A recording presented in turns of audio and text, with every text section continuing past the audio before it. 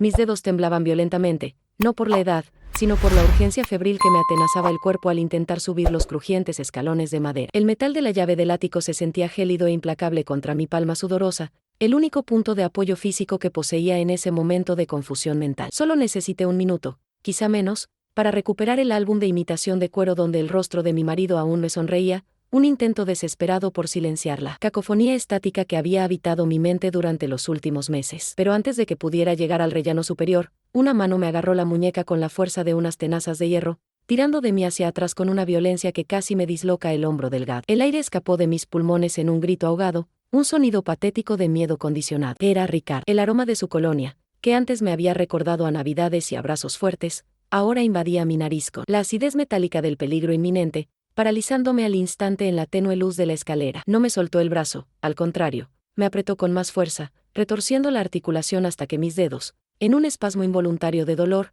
dejaron caer la llave. El objeto chocó contra los escalones y rodó hacia abajo, con el ruido resonando como un disparo seco en el silencioso mausoleo en que se había convertido mi casa. ¿Cuántas veces, mamá?, siseó Ricardo, con el rostro a centímetros del mío, sus ojos carentes de afecto filial, ardiendo solo con una furia fría y calculada. ¿Cuántas veces te he dicho que el ático está prohibido para alguien en tu condición? ¿Quieres caerte? ¿Quieres romperte el cuello y causarle aún más problemas a Vanessa? Su voz no se alteró por la preocupación, destilaba ese tono condescendiente y nauseabundo que se usa con un niño desobediente o un animal que ensucia la alfombra. Abajo, en la puerta, Vanessa observaba, apoyada en el mar, bebiendo su jugo verde a sorbos, con una sonrisa discreta y cruel curvando sus labios mientras veía a su esposo destruir la dignidad de su propia madre. Ella no movió un músculo, fue la audiencia silenciosa de mi caída. Con un gruñido de disgusto, Ricardo me empujó contra la pared, no con la fuerza suficiente para dejar marcas visibles, pero sí para recordarme quién era ahora el dueño de ese espacio. Subió los escalones restantes, sacó la llave e hizo algo que me heló la sangre. No solo cerró la puerta,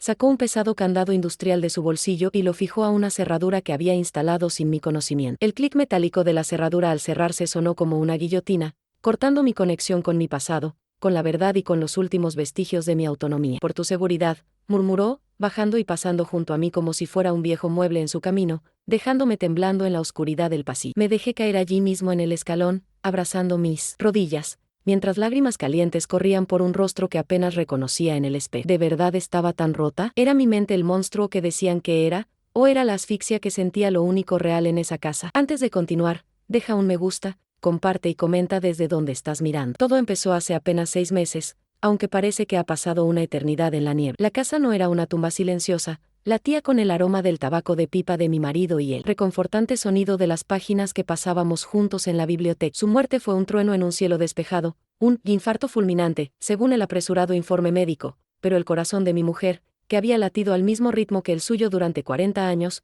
nunca aceptó esa verdad clínica. Recuerdo vívidamente la noche anterior al funeral, no por el dolor del duelo, sino por la febril extrañeza que flotaba en el aire. Mi marido estaba sano, con las mejillas sonrosadas, pero furioso con Ricardo por otro préstamo denegado. La última imagen que tengo de él con vida no es de debilidad, sino de una vitalidad rígida, gritando por teléfono que el pozo se había secado. Cuando lo encontré frío en la oficina a la mañana siguiente, el olor en el aire no era a muerte natural, sino a algo quemado, como si secretos se hubieran convertido en cenizas en la chimenea antes de que su corazón se detuviera. Esa duda fue la primera semilla de mi tormento, plantada en la tierra fértil de mi reciente viudez. La invasión de mi santuario ocurrió bajo la bandera blanca de una fingida preocupación, apenas 2 semanas después del entierro. Ricardo y Vanessa llegaron con maletas, cajas y una historia preparada que no podía contradecir. Según ellos, había tenido un terrible desliz en el supermercado, olvidando mi nombre y vagando por los pasillos llorando por una madre que murió décadas atrás. El problema es que no tengo ningún recuerdo de este suceso. En mi mente, solo hay un agujero negro donde supuestamente ocurrió esta vergüenza,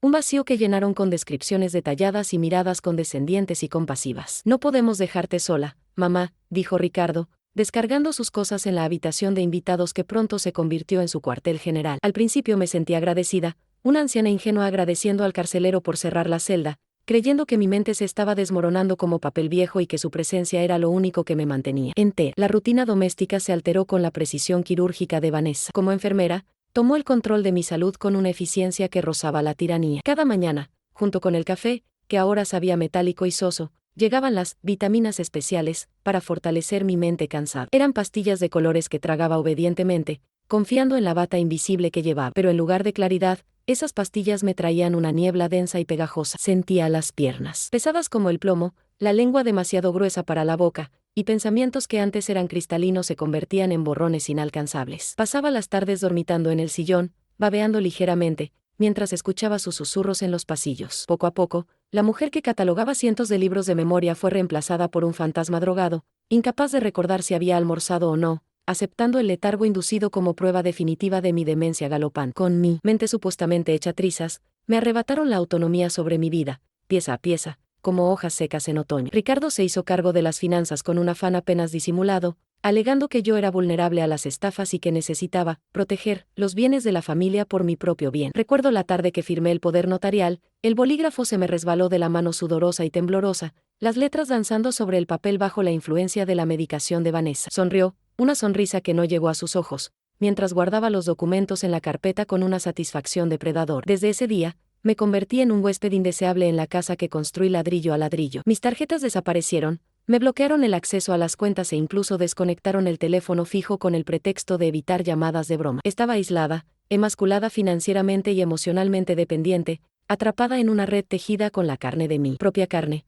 creyendo de todo corazón que yo era el problema y ellos la solución. Siempre he sido una mujer definida por la precisión, una cartógrafa de historias que recorría los pasillos de la biblioteca con la certeza de quien conoce cada lomo y cada autor. Mi mente era un archivo impecable donde fechas, nombres y narraciones se catalogaban con absoluto rigor, el olor a papel viejo y pegamento era el perfume de mi competencia. Ahora, me siento como una biblioteca en llamas, donde las páginas se convierten en cenizas antes de que pueda leerlas, y el humo oscurece todo lo que solía ser. La humillación no solo reside en el olvido, sino en la forma en que Vanessa completa mis frases con un tono infantil, como si estuviera enseñando a hablar a un niño. Cuando pierdo el hilo de un pensamiento, o cuando me lo roba la química que corre por la sangre, veo la satisfacción en sus ojos. Perder la memoria por una enfermedad sería una tragedia natural, perder la credibilidad de mi propia existencia frente a extraños en mi propia casa es una tortura lenta y calculada que me desmantela día tras día. La casa, que una vez fue mi refugio y el mapa físico de mi vida matrimonial, se ha convertido en un laberinto hostil donde los ecos del pasado se burlan de mi soledad. Cada habitación lleva la presencia fantasmal de mi esposo.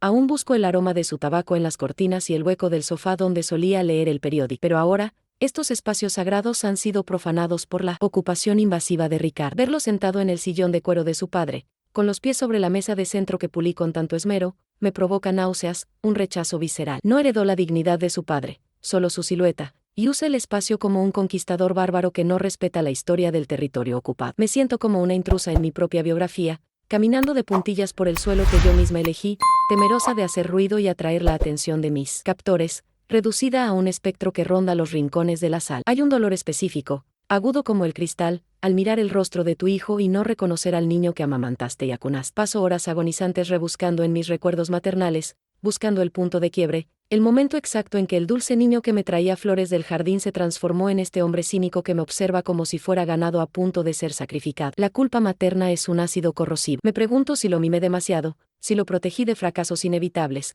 si mi amor fue el fertilizante que hizo crecer esta maleza de codicia y resentimiento. Me llama mamá, con la misma boca que da órdenes duras, y esta disonancia cognitiva me desorienta más que cualquier medicina. El amor que siento por él se ha convertido en una herida abierta, que palpita cada vez que me mira con esa mirada de desprecio velado, un recordatorio constante de que mi mayor legado biológico también es el artífice de mi ruina. El terror cotidiano, sin embargo, se construye sobre pequeñas locuras, un macabro teatro de objetos que cambian de lugar. Estoy absolutamente seguro de que dejé mis gafas en la mesita de noche antes de dormirme, siento el recuerdo táctil del frío metal contra la madera. Pero, al despertar, no están allí. El pánico me sube por la garganta mientras tanteo en el vacío, hasta que Ricardo aparece en la puerta, agitando las gafas que, y extrañamente, encontró dentro del refrigerador o en la papelera del baño. Otra vez, Elena, estás empeorando, dice, sacudiendo la cabeza con fingida tristeza. En esos momentos, la duda es una serpiente que se enrosca en mi pecho. ¿Fui yo? ¿Me está jugando la mente una mala pasada? La incertidumbre sobre mi propia percepción de la realidad es la prisión más eficiente que podría construir, no necesita barrotes, solo la destrucción sistemática de mi confianza en mí mismo. El aislamiento se ve amplificado por la lluvia incesante, transformando el jardín exterior en una pintura impresionista borrosa e inalcanzable. Paso largos ratos postrado ante la ventana del salón,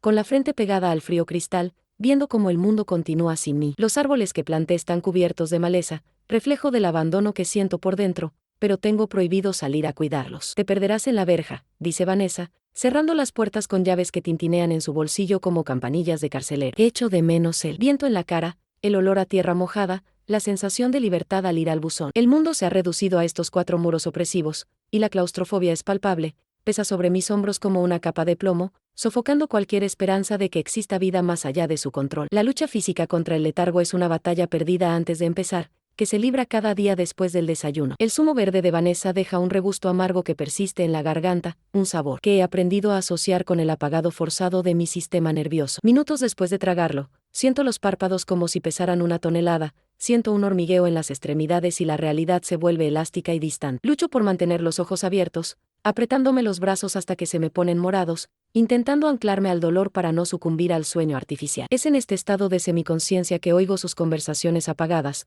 sus risas estridentes y el sonido de cajones revueltos. Hablan de mí como si no estuviera en la habitación, o como si fuera un mueble viejo a punto de ser desechado. Me siento impotente, atrapada en un cuerpo que no obedece, gritando en silencio mientras la oscuridad química me envuelve. Pero, en el fondo de este pozo de confusión, una chispa de resistencia se niega obstinadamente a extinguirse, alimentada por una intuición que la medicación no puede silenciar. Ayer encontré un libro en el estante colocado al revés. Dom Casmur. Nunca, en 40 años de profesión y vida, colocaría un libro en el estante irrespetuosamente. Ese pequeño detalle, trivial para cualquier otro, fue para mí un grito de alarma, un fallo en la Matrix que crearon para mí. Mi mente puede estar lenta, drogada y herida, pero mi esencia, la bibliotecaria meticulosa que vive dentro de mí, sabe que fue un sabotaje, no un error. Esta pequeña certeza es lo único sólido que tengo ahora. Pueden intentar reescribir mi historia y desordenar mi cronología, pero no pueden borrar el instinto de toda una vida. Algo está mal, terriblemente mal, y no es solo mi cerebro el que está fallando. El techo de mi habitación se ha convertido en un mapa auditivo que estudio obsesivamente en la oscuridad de la noche,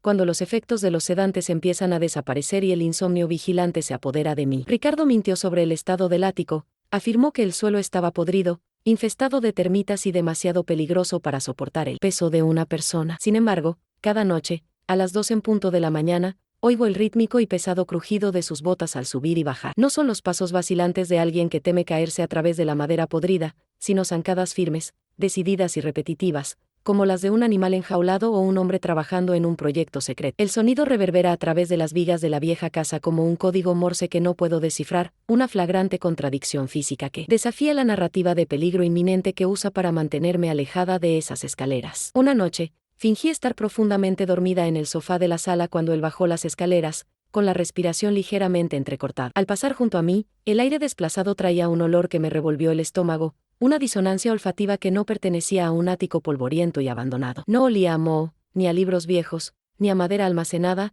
olores que conozco íntimamente. El olor era químico, acre y penetrante, algo que recordaba a almendras amargas mezcladas con lejía industrial y disolvente de pintura. Era un olor clínico, estéril y a la vez tóxico que impregnaba su ropa y su cabello. Fue directo al fregadero de la cocina y se lavó las manos con energía maníaca, frotando su piel hasta que se puso roja, como si intentara eliminar la evidencia de un crimen invisible. ¿Qué estaba manipulando arriba que requería tanta purificación? Ese olor permaneció en mis fosas nasales como una advertencia de riesgo biológico. La prueba de que mi locura era inventada llegó de donde menos me lo esperaba, la papelera del baño de la suite que ocupaba. Vanessa, con su arrogancia de intocable, se descuidó al tirar el envoltorio de una entrega reciente. Mientras recogía las toallas, vi un papel azul arrugado en el fondo del cubo de basura cromado. Mi corazón se aceleró, bombeando adrenalina pura mientras alisaba el recibo de una farmacia de compuestos. El nombre del paciente era, señor Alfredo, un seudónimo burdo, pero los componentes enumerados me helaron la sangre: antipsicóticos fuertes, sedantes de uso restringido y alucinógenos suaves,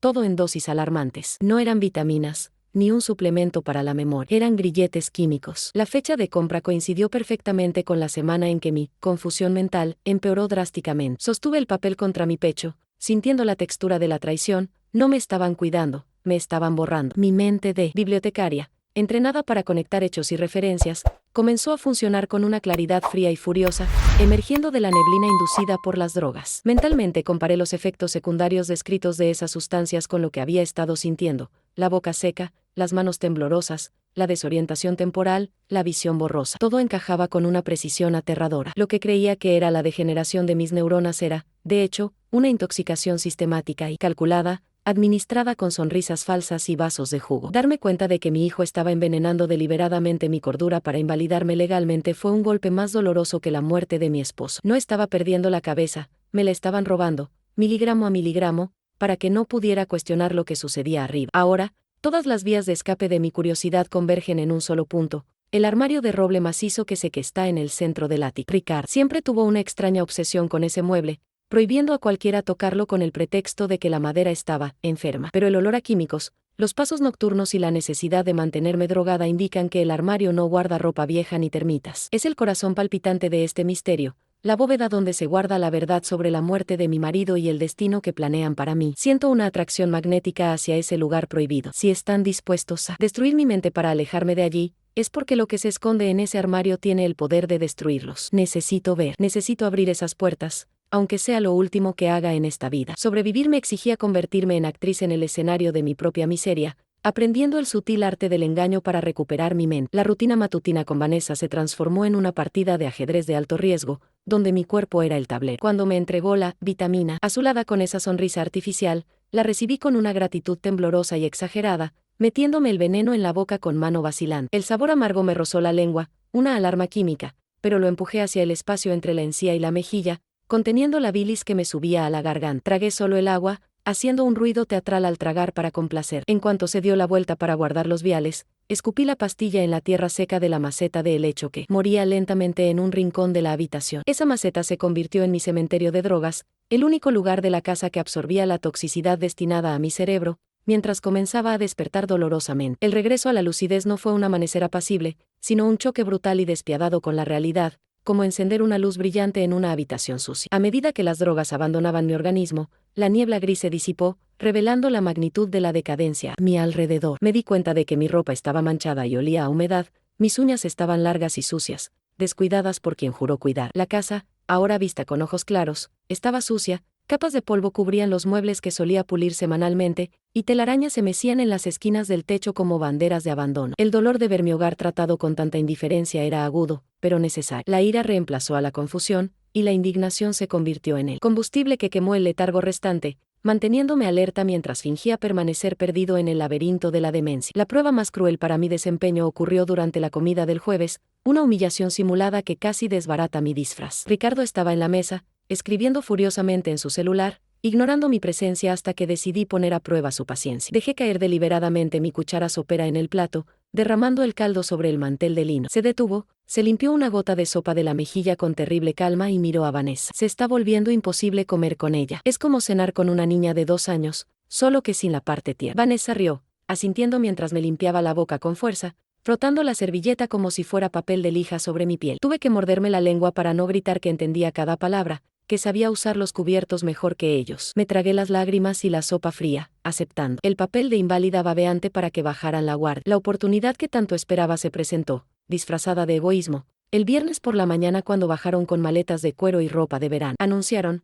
con la despreocupación de quien comenta el tiempo, que pasarían el fin de semana en un exclusivo resort de bienestar, un regalo que Ricardo dijo merecer por todo el estrés emocional de cuidarme. Necesitamos recargar energías. Mamá, ¿lo entiendes? ¿Verdad? Cuidarte es un trabajo de tiempo completo que nos está agotando la vida de casados, dijo, ajustándose el caro reloj de pulsera. La audacia de esa afirmación me revolvió el estómago. Iban a gastar el dinero de mi marido, fruto de décadas de trabajo honesto, para relajarse de las penurias de mantenerme prisionera y drogada. Negué con la cabeza, fingiendo no entender la complejidad de la sentencia, mientras mi corazón latía erráticamente ante la promesa de soledad. Los preparativos para su partida fueron un ejercicio de seguridad carcelaria, transformando el abandono en confinamiento total. Ricardo pasó la mañana revisando cada ventana de la planta baja, cerrando las persianas y reforzando los pestillos, sumiendo la casa en una penumbra perpetua. Es por tu seguridad, Elena. No queremos que te alejes y te atropellen, justificó, mientras escondía las llaves de las puertas exteriores en su propio bolsillo. Desconectó el módem de internet y tomó los cables del teléfono fijo, cortando cualquier cordón umbilical que pudiera tener con el mundo exterior. Lo observaba todo sentado en el sillón,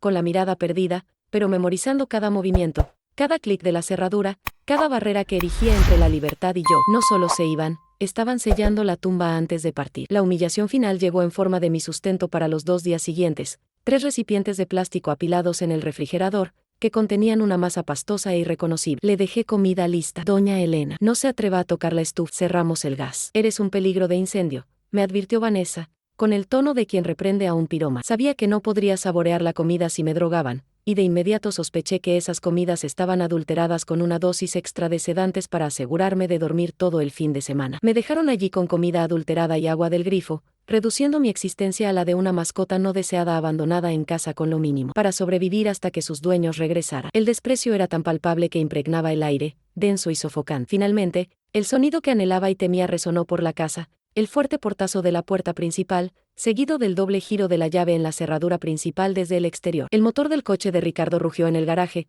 un sonido agresivo que se desvaneció en la distancia hasta que fue absorbido por el sonido de la lluvia que empezó a caer afuera. El silencio que siguió fue absoluto y aterrador. Estaba sola, encerrada en una mansión oscura, sin teléfono, sin llaves y rodeada por las sombras del pasado. Pero, por primera vez en meses, no le temía a la soledad. Me levanté del sillón, con las piernas firmes, la postura erguida, la mirada fija. La anciana confundida se había ido con ellos. La matriarca se quedó en la casa, y yo tenía una cita con la verdad escondida en el ático. Mientras la lluvia azotaba las ventanas, convirtiendo el mundo exterior en una masa gris y líquida, vi una figura moverse cerca del seto que separaba mi propiedad de la casa vecina. Era Marta, mi vecina desde hacía 30 años, acurrucada bajo un paraguas negro, mirando fijamente la ventana de mi salón con expresión de genuina preocupación. Me arriesgué a abrir la pequeña ventana de ventilación, la única que Ricardo había pasado por alto en su barrido de seguridad, y la llamé con un susurro ronco. Marta corrió hacia el cristal, con el agua corriendo por su rostro curtido, y lo que dijo a través de esa rendija fue la llave que faltaba para abrir las puertas de mi percepción. Elena, gracias a Dios. Vi salir su coche. Necesitaba decirte, no pareces enferma. Cuidé de mi madre con Alzheimer, y su mirada estaba vacía. Tu mirada es la de alguien atrapado. Pareces drogada, querida, no demente. La validación externa de mi cordura fue como un bálsamo para una quemadura, abriéndose los ojos al instante con lágrimas. Pero fue la segunda parte de la confesión de Marta la que me heló la sangre, venciendo el frío de la tormenta que se filtraba por la grieta. Miró a su alrededor con miedo antes de susurrar. La noche que murió tu marido, vi luces en el patio trasero al amanecer. Era Ricardo. Quemaba papeles en un viejo barril de metal cerca del cobertizo. Parecía desesperado, Elena, echando fardos tras fardos al fuego. ¿Y tu marido? Estaba también hace apenas unos días. Me dijo en la puerta que iba a cortar el mal de raíz. Nunca acepté ese infarto. La revelación me golpeó como una tonelada de ladrillos. La imagen de Ricardo quemando documentos en plena noche, mientras el cuerpo de su padre aún estaba caliente, o quizás mientras agonizaba, transformó mi sospecha en una certeza criminal. Aquella no fue una muerte natural, fue una ejecución silenciosa y el borrado de las huellas de toda una vida. Cerré la ventana temblorosa, el sonido de la lluvia se amortiguaba, pero el ruido en mi cabeza era ensordecedor. El olor a quemado que había percibido la mañana del velorio no era una ilusión, era el humo de la traición. Ricardo no estaba protegiendo la herencia, estaba encubriendo las razones de su desheredación. Necesitaba pruebas, y sabía exactamente dónde podrían estar, en el ático, en ese armario prohibido que él custodiaba con tanto esmero. Pero la llave estaba con él, a cientos de kilómetros de distancia. Fue entonces cuando la bibliotecaria que llevo dentro tomó el control, rebuscando en los archivos de la memoria conyugal. Mi marido era un hombre de secretos prudentes y le encantaba ocultar cosas a la vista de todos. Tenía una llave maestra para todas las puertas interiores de la casa, una copia de seguridad que nunca dejaba en el llavero principal. En caso de emergencia, busca la sabiduría, solía bromear. La biblioteca, su santuario. Caminé hacia la biblioteca, la habitación más fría de la casa, donde las estanterías de caoba se elevaban hasta el techo como guardianas de un conocimiento olvidado. Ricardo rara vez iba allí, odiaba los libros, viéndolos solo como papel viejo sin valor monetario inmediato. Mis dedos recorrieron los lomos polvorientos, buscando a tientas un volumen específico, un clásico que mi esposo amaba no por su contenido, sino por su utilidad. Me detuve ante la sección de literatura rusa. Allí estaba, una edición antigua y voluminosa de Crimen y Castigo de Dostoyevski. El título parecía una cruel ironía del destino. Saqué el libro de la estantería y sentí su peso desigual. Al abrirlo, me envolvió el olor a papel viejo, pero las páginas centrales habían desaparecido. El bloque del libro había sido recortado meticulosamente para crear un compartimento secreto, y allí, acurrucada en el terciopelo rojo, brillaba la fría y prometedora llave maestra de latón. Con la llave firmemente en la mano, sentí una oleada de poder que no había experimentado en meses. Ya no era la anciana frágil y desechable, era la dueña de esa casa, armada con el legado de mi esposo para desenterrar la verdad. Me dirigí a las escaleras que conducían al ático, escenario de mi anterior humillación. Cada escalón que subía era una reivindicación de territorio, una protesta silenciosa contra la tiranía de mi hijo. La tormenta afuera se intensificó, los truenos hacían vibrar las ventanas en sus marcos, como si la naturaleza misma reaccionara a la tensión que crecía dentro de esas paredes. Respiraba con dificultad, el corazón me latía con fuerza contra las costillas como un prisionero que intenta escapar, pero mis piernas no flaquearon. Trepé hacia el miedo, impulsada por la necesidad visceral de saber lo que él ocultaba con tanto fervor. De pie ante la puerta del ático, me detuve un momento. El candado extra que Ricardo había puesto estaba allí, burlándose de mí, una moderna barrera de acero contra la vieja madera. Pero había subestimado la arquitectura de la casa. Ese candado solo aseguraba el pestillo exterior, una adición reciente y de mala calidad. La cerradura original, incrustada en la sólida puerta, era el verdadero mecanismo, y la llave maestra que sostenía había sido hecha para él. Con manos temblorosas, inserté la llave de latón en la vieja cerradura. El metal giró con un satisfactorio y pesado clic, abriendo el pestillo interior. Empujé la puerta con el hombro, ignorando el candado que colgaba inútilmente del tirador exterior que había cedido bajo la presión de la vieja madera. La puerta se abrió con un crujido, revelando la sofocante oscuridad del piso superior. El aire que escapaba del interior me golpeó la cara, confirmando mis peores temores. No olía a moho, ni a madera podrida, ni a tiempo detenido. El ático olía a laboratorio clandestino, a una mezcla acre de disolventes químicos, éter y algo dulce y nauseabundo que parecía almendras. La oscuridad era casi total, rota solo por un relámpago que iluminó brevemente la sucia claraboya, revelando siluetas de cajas apiladas y,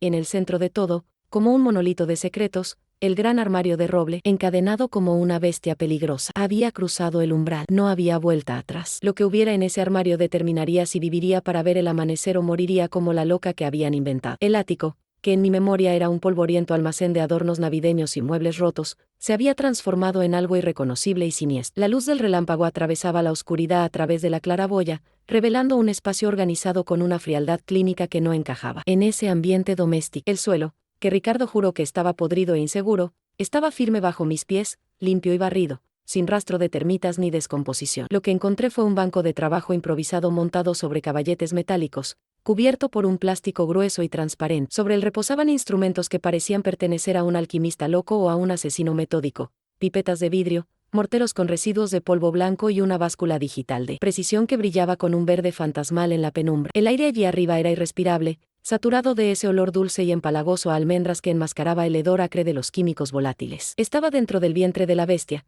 en el lugar exacto donde mi cordura estaba siendo diseccionada y empaquetada nuevamente en cápsulas de veneno. Me acerqué al mostrador con el corazón latiéndome con fuerza, sintiéndome como si estuviera profanando un altar satánico dedicado a mi propia destrucción. Había una caja abierta de guantes quirúrgicos y mascarillas desechables recién usados, manchada con algo amarillento. Junto a ella, un cuaderno de tapa negra, idéntico al que usaba Ricardo en la universidad, estaba abierto por una página llena de cálculos y horarios de dosis. Mi visión se nubló, no por las lágrimas, sino por la sorpresa de ver mi nombre escrito en la parte superior de la página, subrayado 3 veces en rojo. Debajo, una lista de síntomas previsibles: pérdida de equilibrio, confusión espacial, alucinaciones auditivas. Cada síntoma que había reportado con temor en los últimos meses no era el avance de una enfermedad, sino una lista de verificación de éxito para él. Monitoreaba mi deterioro como un científico monitorea a una rata de laboratorio, ajustando las dosis para mantenerme dócil pero lo suficientemente viva como para firmar papeles. En el centro de la habitación,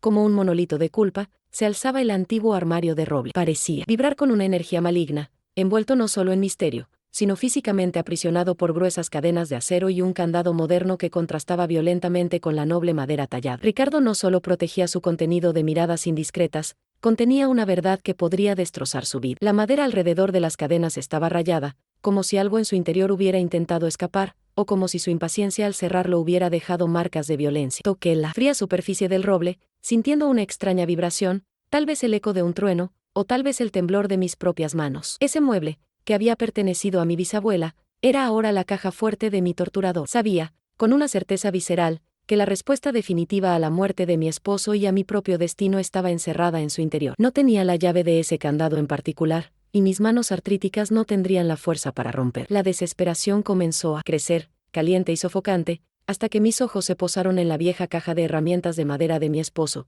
olvidada en un rincón oscuro bajo una lona. Corrí, arrodillada en el polvo, y abrí la tapa oxidada. El olor a aceite y metal viejo trajo una oleada de dolorosa añoranza, pero no había tiempo para el duelo. Rebusqué entre destornilladores y martillos hasta que encontré lo que necesitaba, una enorme, pesada y brutal palanca de hierro. Agarré la herramienta con ambas manos, sintiendo el peso de la justicia física. No iba a abrir el candado, iba a destruir la prisión. Regresé al armario, la adrenalina enmascarando el dolor en mis articulaciones, y coloqué la punta del hierro en el hueco de las puertas de madera, donde la cadena apretaba con más fuerza. Con un grito de esfuerzo que se mezcló con el estruendo de un trueno, forcé la palanca. La madera crujió, un sonido seco y agonizante, como huesos rompiéndose. El roble, aunque noble, estaba reseco por el tiempo y cedió a la violencia de la palanca. Volví a forzar, ignorando la astilla que me atravesó la palma, concentrado solo en destruir esa barrera. Las viejas bisagras crujieron y se retorcieron, los tornillos se desprendieron violentamente de la madera. Con un último empujón, usando todo el peso de mi delgado cuerpo,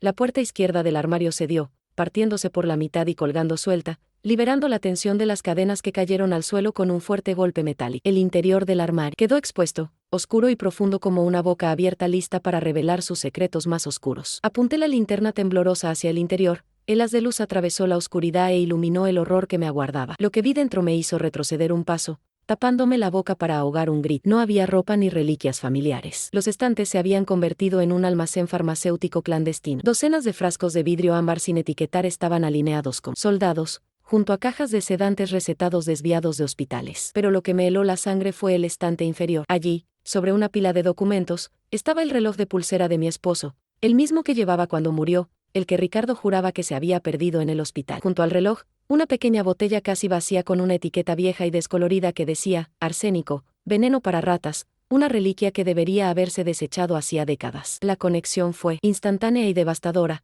El infarto de mi esposo estaba embotellado en ese estante. Y justo debajo, un grueso sobre marrón con mi nombre escrito a mano, no con la letra de Ricardo, sino con la caligrafía temblorosa y aterrorizada de mi difunto esposo. Sostuve el reloj de pulsera de mi esposo, sintiendo el frío metal contra mi palma como si volviera a tocar su piel helada en la morgue. Las manecillas estaban congeladas a las 3:15 de la mañana, el minuto exacto en que su corazón se detuvo, testigo silencioso del momento en que le arrebataron la vida. A su lado, la botella de arsénico se burlaba de mi ignorancia. Había llorado sobre un ataúd creyendo en la muerte natural, cuando en realidad dormía bajo el mismo techo que su asesino. El dolor que sentí no fue tristeza, sino una náusea violenta, un retortijón visceral al darme cuenta de que el infarto había sido inducido gota a gota, probablemente servido en el té que Ricardo había preparado con tanta solicitud en esas últimas semanas. Mi hijo no solo mató a su padre, vio cómo la vida se esfumaba de los ojos del hombre que le dio su nombre, mientras sonreía y hablaba del futuro. La monstruosa naturaleza de esa revelación me hizo ceder las piernas y caí de rodillas en el duro suelo, agarrando el reloj como si pudiera retroceder el tiempo y salvar. Con manos temblorosas, manchadas de polvo del armario forzado, tomé el grueso sobre marrón. En el reverso, la letra de mi marido era irreconocible, temblorosa y apresurada, distorsionada por el miedo o los efectos del veneno que ya corría por sus venas. Para Elena, leer solo si muero repentinamente, decía la instrucción, que parecía gritar en silencio. Romper el sello fue como abrir una vieja herida. El papel estaba arrugado, manchado de sudor o lágrimas secas. Al leer las primeras líneas, su voz resonó en mi mente, no la voz fuerte que conocía, sino un susurro aterrorizado. Describió las últimas semanas de su vida como un infierno doméstico invisible a mis ojos. Ricardo no solo pedía dinero, exigía una herencia anticipada con amenazas físicas, empujones en los pasillos ciegos de la casa y promesas veladas de que los viejos tienen accidentes todo el tiempo. Mi marido me protegió de la verdad para no romperme el corazón, pero al hacerlo, murió solo en su terror, rodeado por la codicia de nuestra propia sangre. La carta revelaba una capa de crueldad que jamás imaginé en la psique de Ricardo. Mi esposo escribió que había descubierto malversación de fondos en las cuentas de la empresa años atrás, perdonado en silencio, pero que la ambición de su hijo se había vuelto patológica e insaciable. No nos ve como padres, Elena, nos ve como personas que respiran dificultades financieras, decía un pasaje subrayado con fuerza, rasgando el papel. La culpa maternal me golpeó como un puñetazo en el estómago. ¿Cómo no la vi? ¿Cómo pude confundir su sociopatía con un temperamento difícil? Había criado, vestido y amado a un depredador que esperaba pacientemente el momento de devorar la mano que lo acariciaba. Todos los recuerdos de infancia de Ricardo se corrompieron al instante. El niño que sonreía en las fotos ahora parecía estar simplemente ensayando la máscara que usaría para destruirnos. La carta terminaba con una advertencia desesperada: si lees esto, no confíes en él, no tiene alma. Debajo de la carta personal, encontré el verdadero motivo, el documento legal que selló el destino de mi esposo y, ahora, el mío. Era el testamento original, registrado en la notaría y ocultado por Ricardo. En él, mi esposo declaraba a Ricardo indigno, un término legal severo y definitivo, y lo desheredaba por completo, dejándome todos sus bienes a mí,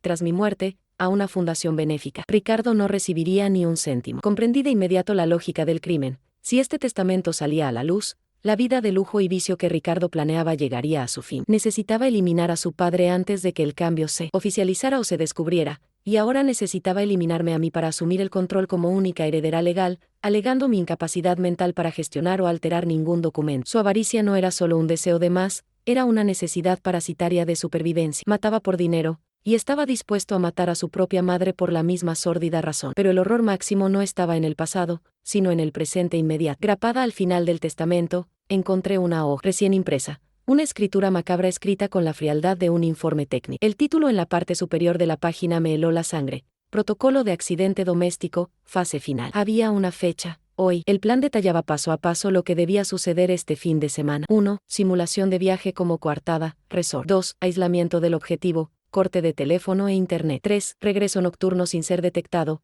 coche en una carretera secundaria. 4. Ejecución, caída desde las escaleras del ático simulando un episodio psicótico. 5. Hallazgo del cuerpo por la mañana al regresar del viaje. No estaba leyendo una amenaza vaga, estaba leyendo el guión de mi propia muerte, programada para las próximas horas. Nunca fueron al resort. Estaban allí, bajo la lluvia, esperando el momento oportuno para entrar y sumergirme en la oscuridad eterna. En ese instante, el miedo que me paralizaba se evaporó, reemplazado por una claridad fría y cortante, dura como un diamante. Las lágrimas se secaron en mi rostro, dejándome la piel tirante. Ya no era la viuda afligida, ni la madre confundida, ni la anciana frágil. Era la única testigo del asesinato de mi esposo y el blanco de una conspiración mortal. La indignación ardía en mi interior, una llama blanca y furiosa. Creían encontrar a una anciana drogada y aterrorizada, fácil de manipular y desechar como basura. Pero al subir esas escaleras y forzar ese armario, había matado a la víctima que habían creado. Me levanté del suelo, sosteniendo el testamento y la carta como escudos y espadas. El sonido de la lluvia afuera ahora parecía un tambor de guerra. Si Ricardo quería un final para esta historia,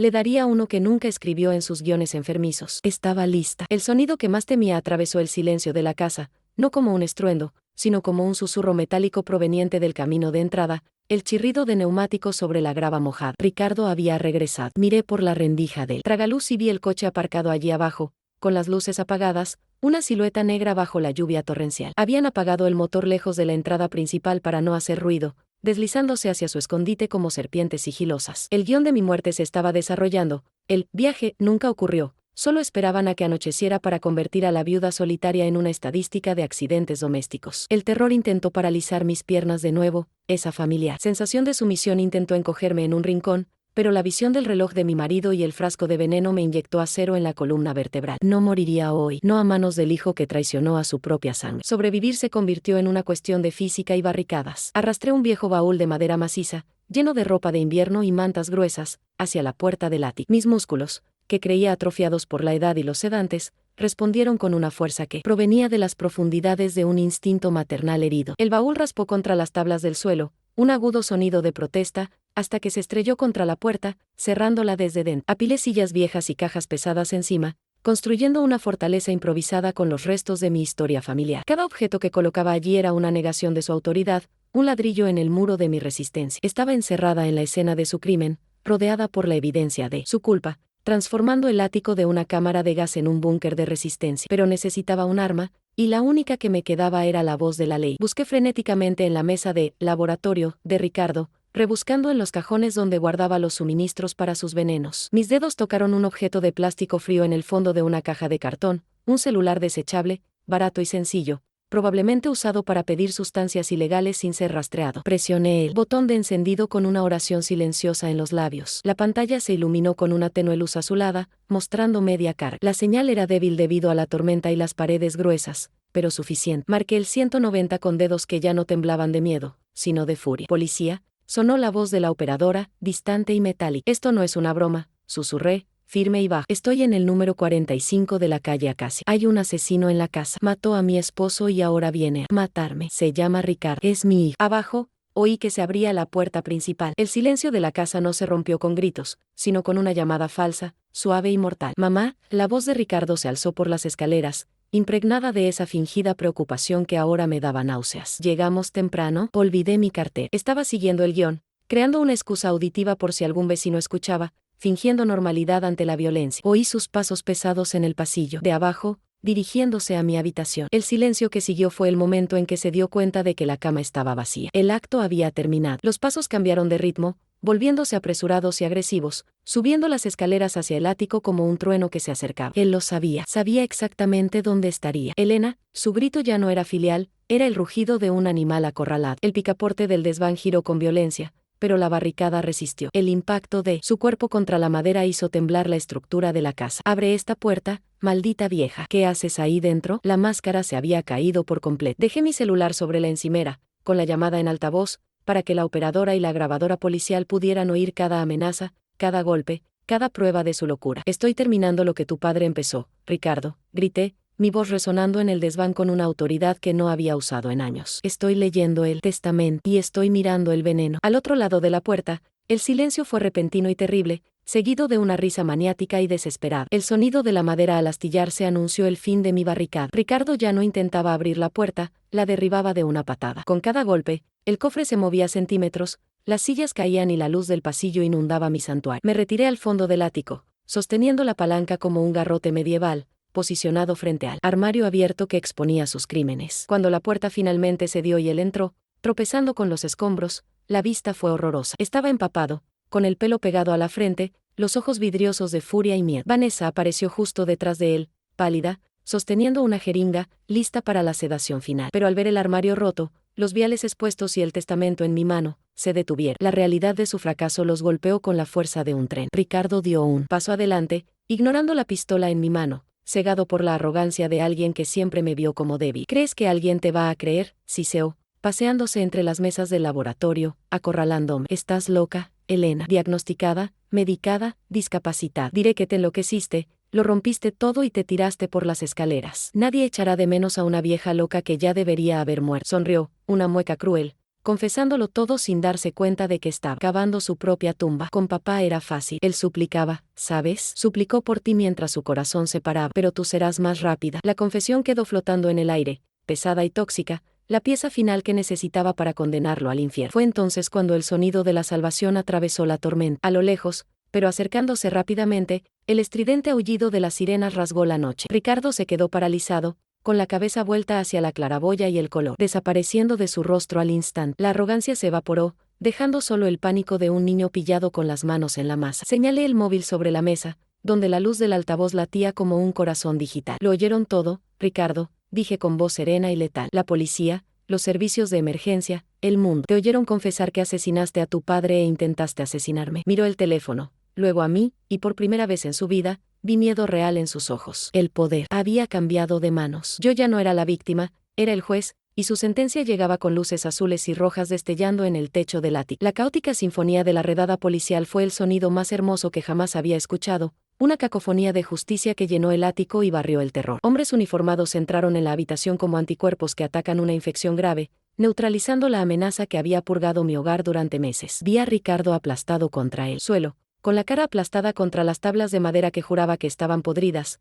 con las manos, las que una vez sujetaron las mías para cruzar la calle y luego mezclaron mi veneno, brutalmente jaladas a la espalda y esposadas. Gritó sobre malentendidos, invocó mi supuesta locura, pero la evidencia evidente del armario abierto ahogó sus mentiras. Vanessa se acurrucó en un rincón, sollozando teatralmente, mientras la jeringa del sedante era pateada por la bota de un oficial. Lo observé, todo desde el ojo del huracán, sentado en un viejo banco de terciopelo, temblando no de miedo, sino por la adrenalina de un soldado que había sobrevivido a las trincheras. El monstruo era solo un hombre, y un hombre patético, además. Un detective de ojos grises y rostro desolado se me acercó, no con la condescendencia a la que me habían acostumbrado, sino con la reverencia debida a un testigo clave. Llevaba guantes de látex para recoger el frasco de arsénico y el informe del accidente, manipulándolos como los artefactos venenosos que eran. Tenía razón, señora Elena. Tenía razón en todo, murmuró, recorriendo con la mirada el laboratorio improvisado con asco profesional. Un paramédico me revisó las constantes vitales, iluminándome los ojos con una luz, confirmando lo que ya sabía. Mis pupilas estaban dilatadas por la química inducida, no por demencia senil. Escuchar a un desconocido validar mi realidad en voz alta fue el antídoto que finalmente despejó los últimos vestigios de duda de mi organismo. La manipulación se disolvió bajo la luz brillante de la investigación forense. Yo no era la vieja loca del ático, era la bibliotecaria que catalogó los crímenes de su propia familia e impidió que su propia desaparición de la historia. Verlo salir de casa fue el funeral de mi maternidad, el entierro definitivo de las esperanzas que una vez albergué para el niño que crié. Al pasar junto a mí en el pasillo, escoltados por la policía, Ricardo intentó mirarme a los ojos, buscando un rastro de la misericordia maternal que siempre lo había salvado de sus errores pasados. Pero cuando lo miré, no vi a mi hijo, vi al asesino de mi esposo y al ladrón de mi paz. Le sostuve la mirada con una crudeza que me sorprendió, mi rostro transformado en una máscara de granito. No aparté la mirada, no lloré, ni extendí la mano. Dejé que la puerta de acero del coche patrulla se cerrara de golpe, cortando el cordón umbilical que él había retorcido en una soga. Las luces giratorias pintaron la entrada del garaje con colores urgentes,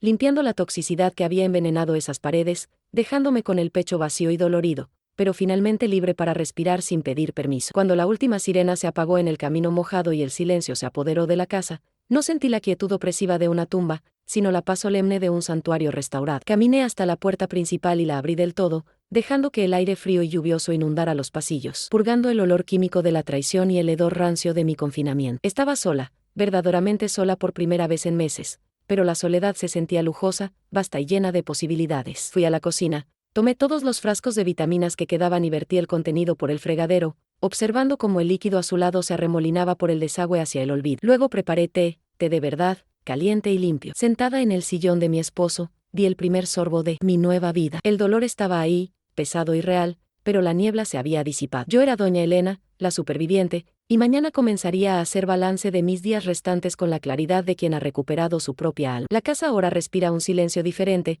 no ese vacío opresivo y secreto que asfixiaba las paredes, sino una quietud nítida y expansiva, como la de una catedral después de misa. Pasé los últimos días en un ritual de purificación doméstica, abriendo todas las ventanas para que el viento se llevara el olor residual a éter y la colonia agresiva de Ricard. Cada cortina abierta era un acto de reconquista, permitiendo que la luz del sol volviera a tocar los muebles que conozco por el tacto. Llamé a un cerrajero para que cambiara todas las cerraduras, un gesto simbólico y práctico de recuperar el control de los límites de mi mundo. Las llaves nuevas pesan en mi bolsillo como medallas de una guerra silenciosa, un recordatorio constante de que la única persona que decide quién entra y quién sale de este santuario soy yo. La mansión ya no es un laberinto de trampas, ha vuelto a ser el escenario de mi historia, un espacio que ahora solo resuena con mis pasos firmes y mi voluntad soberana. Finalmente, subí al ático sin miedo, no para buscar venenos ni conspiraciones, sino para rescatar lo que había buscado aquella fatídica primera tarde, el álbum de fotos de mi marido. Sentada en el balcón, con el sol de la mañana calentándome los huesos, hojeé las páginas protegidas por papel de seda, redescubriendo el rostro del hombre que me amó y que, incluso en la muerte, me tendió la mano para salvarme. Su carta, ahora guardada en una caja fuerte real, fue el último acto de amor de un compañero leal. Ver fotos de Ricardo de niño todavía me produce una punzada aguda, el dolor fantasma de una extremidad amputada, pero he aprendido a separar el recuerdo de ese niño inocente del monstruo en el que eligió convertirse. La maternidad es un vínculo poderoso, pero la dignidad es un imperativo absoluto. No maté a mi hijo. Simplemente me negué a que me asesinara. Acepté que algunos árboles genealógicos necesitan una poda drástica para que la raíz no se pudra del todo. Muchos dirán que es una tragedia que una madre denuncie a su propio hijo, pero la verdadera tragedia sería permitir que la mentira triunfe sobre la verdad. El dolor que siento es limpio, sanador, a diferencia de la agonía tóxica de la duda que me inyectaban a diario. Descubrí que la soledad no es la ausencia de personas, sino la ausencia de uno mismo, y me sentía terriblemente solo rodeado de ellos, perdido en mi mente saboteada. Ahora, al recuperar la posesión de mis facultades mentales, me siento acompañado por la versión más fuerte de mí mismo. Mi memoria, que intentaron convertir en mi debilidad, ha demostrado ser mi mayor arma. Cada libro que leí, cada historia que catalogé, cada detalle que observé, todo esto formó al bibliotecario guerrero que desmanteló un crimen perfecto. Subestimaron el poder de una mente antigua, olvidando que los archivos más antiguos suelen ser los que albergan los documentos más peligrosos y esenciales. Miro el jardín exterior, que durante meses ha sido una jungla prohibida para mí. La maleza ha crecido, ahogando los rosales que planté con mi esposo, una metáfora visual perfecta de lo que ha sucedido dentro de esta casa. Pero mañana me pondré los guantes de jardinería, tomaré las tijeras de podar y comenzaré la ardua tarea de limpiar el terreno. Arrancaré lo malo, removeré la tierra y plantaré nuevas semillas. Hay una belleza pura en esta tarea. La naturaleza, como la vida, es resiliente, pero exige vigilancia constante. No permitiré que el descuido vuelva a apoderarse de mi jardín ni de mi vida. Con cada maleza que quite, reafirmaré mi compromiso con la vitalidad, demostrando que, mientras tenga aliento en mis pulmones, habrá orden, belleza y crecimiento bajo mi supervisión. La vejez,